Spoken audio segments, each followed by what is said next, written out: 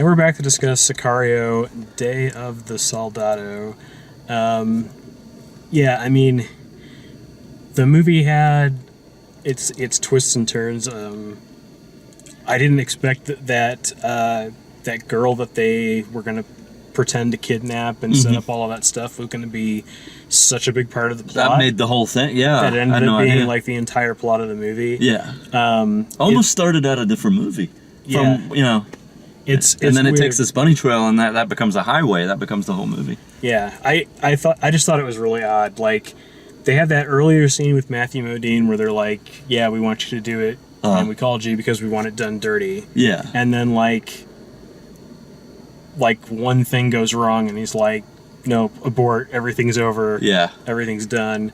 Catherine Keener's just kind of there to be a wet blanket to Josh Brolin. Yeah. And like, there's that scene in Sicario where they're coming back over the border. Yeah. And they get stopped, and there's that amazing action sequence. Yeah, that was nerve-wracking. So, the scene where the federales turn on them. That I still don't quite get that, because I thought it was U.S. guys in all of the Humvees, but one of them turned, so that was Mexican. I didn't get that. I didn't know it was one of the Humvees turned. Yeah. Or one of the big 50 calibers or something like that. That was on the back of one of the federal, the Mexican police. Oh, that was them? Okay. Yeah, okay. that was the Mexicans.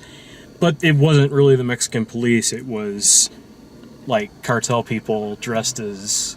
Gotcha. So it was a big clusterfuck. So it was a big moment. switch. Yeah. And it, like, that scene could have been big and on the scale and with all the twists and all the tension that because that was kind of cool because it was like that chaos thing where you don't know what's happening first, you know. But they just did nothing with it. Yeah, like it just kind of moved on. It was like a 2-minute shootout, and that's it. Yeah, and we just keep driving, and led us back through the border, and then in the most like anti the first movie way possible, they just drive through the border. Yeah, they just go right through, no problems.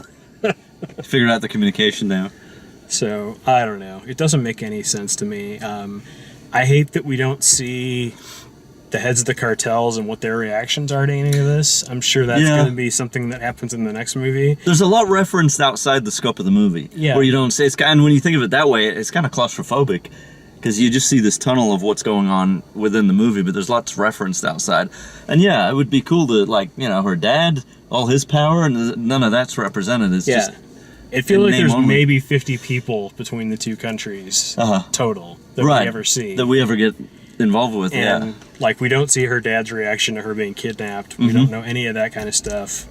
We hear that it's on TV, but we don't even see that. Yeah. But, like, is he taking the bait? Does he think it's one of the other cartels? Right. Like, we never know. And then they pulled the plug anyway. Yeah. So... well, and then Josh Brolin decides to, like, put her in a wit sack. Yeah. And it's like, okay, well, what's that going to do as far as the cartels are concerned? You know, and how much of this information do they have? Yeah. I thought it was cool that Benicio del Toro lived and then came back and said, like, do you want me to teach you how to be me? Yeah. That's neat. But we're not going to see any of that happen until another movie comes out. I thought that was interesting because, like, he sees, like, in Texas, he sees the boy looks at him, they kind of have this little moment, and then later on the boy's going to shoot him, and then but he's not dead, and then he comes back a year later. That was kind of cool. I liked that. I also liked, unexpectedly, the thing between him and the daughter-like girl who was kidnapped. That was kind of a bit of growth. That was cool to see. But, again, it didn't go anywhere. It just... Well, and that was, they were playing on the fact that his daughter was killed by her father's men. Right. So, like, him taking care of her was like just some way of it was sort of like he's taking care of a daughter again. Kind of thing. Yeah. Yeah. I don't know. That the scene where Benicio del Toro gets shot,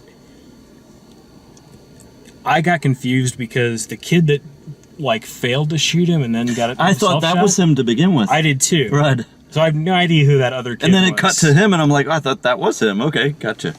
Yeah. So I don't get it. But yeah. Maybe I'm missing a character in there somewhere. Yeah, I guess just generic gun guy that we didn't see before. Yeah. But yeah, that's about it, really. If you like the way we do these, please like the video, subscribe, check out all the written and video reviews at dalemaxfield.com, and thanks for watching.